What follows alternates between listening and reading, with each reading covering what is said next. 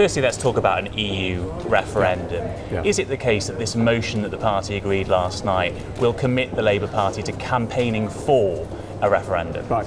Let's go through it. Step by step, we respect the referendum that took place. Also, we respect it. Secondly, we want a general election. Okay?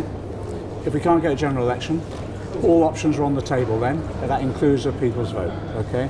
That will enable us then to campaign for a people's vote. But actually, we want a general election. The reason for that, in a general election, you debate the issue, but you choose the team. The Conservative team for 2 years, I think, have recklessly negotiated, and it's undermining our economy. They should go and let us take over.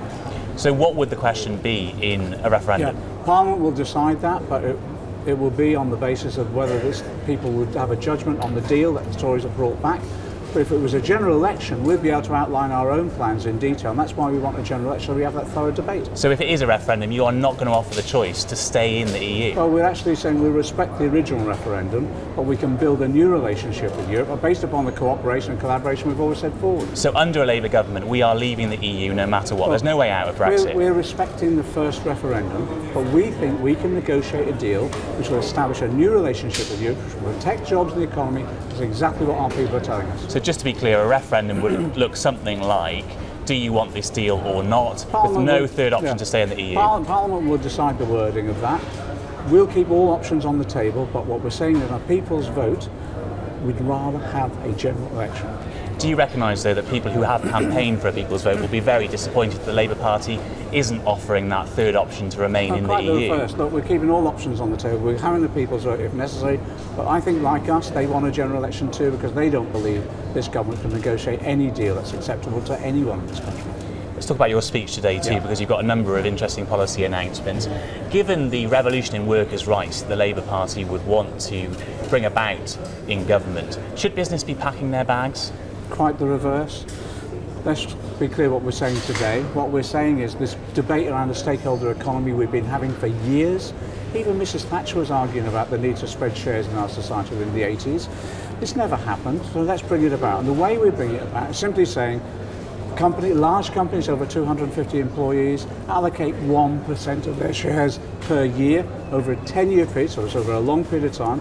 That will go into a collective pot that the workers can then get dividends from. After 5 years, the average payout will be about 280, nearly £300.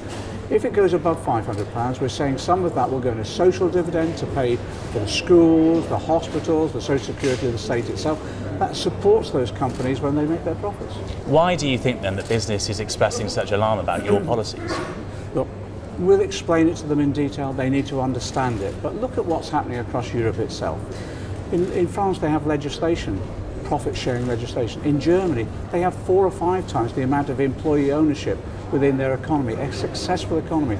This will bring increased productivity, long-term decision-making, because there's too much short-termism in our economy, everyone accepts that, and stability for those companies. What more could we ask for? Are you frustrated by the fact that whenever these policies are suggested about reforming business to make it fairer for workers, the CBI and others turn around and say, right, that's it, we're packing our bags, we're leaving, we're off? I know. Well, look, they always bang the table and all the rest of it, but eventually they'll realise actually this policy will be of benefit to their members because it will produce an extremely productive economy and people will get a decent rate of return. This is simply building upon some of those ideas that some of those organisations themselves have advocated. Only 2 weeks ago, the IPPR, advocated by Archbishop Welby, was proposing the shares should be distributed in many ways to enable employees to have a stake in their company. This is actually radical to some people, but actually it's a step in which we build that stakeholder economy. You talked about a social dividend in terms of the public sector workers. It's a tax, isn't it? You're proposing a new tax on businesses. It's a social dividend. Those businesses are profitable because they depend upon, well, our schools to educate their workforce, the training, the infrastructure we put in, even the NHS that treats their workers when they're sick. So if the dividend goes above a certain level from that collective pot of the workers themselves, that money will not go to the workers, it will go towards the supporting public services that they're dependent on.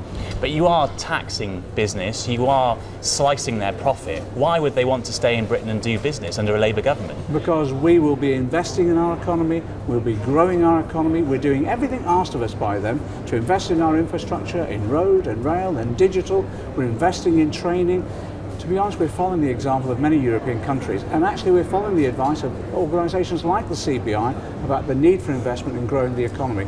They will profit from this and they'll get a decent rate of return. If Labour gets into government, you would be the Chancellor. So what else can we expect to hear from your speech today other than this policy about shares? We're outlining how we're on the Green Book, which is the book that the Treasury uses about how they deal with investments overall in infrastructure in particular. We're making sure that's reviewed, so actually there's more regional investment, and the investment by government investment in infrastructure in that way takes into account the need to tackle climate change. You'll also see that we're preparing for government. We're setting up within the Treasury itself a unit of specialists who will deliver on the public ownership programme that we've got. All of this will build build a productive economy, an economy where that prosperity that we create is shared by everybody fairly. And just lastly, not your brief, but I want to talk about schools too. Yeah. A Labour government would not open any new academies, no new free schools. Many parents love these schools. They really enjoy sending their children there. Their children excel at these schools. Why would you not want more of them? Andrew Rayner will be setting out a policy later today, but there's been real problems within the academy system itself, and in many of them have gone into crisis as well. What we need is much more democratic accountability. So first of all, they're more in tune with what parents want, but also there isn't this waste of resources.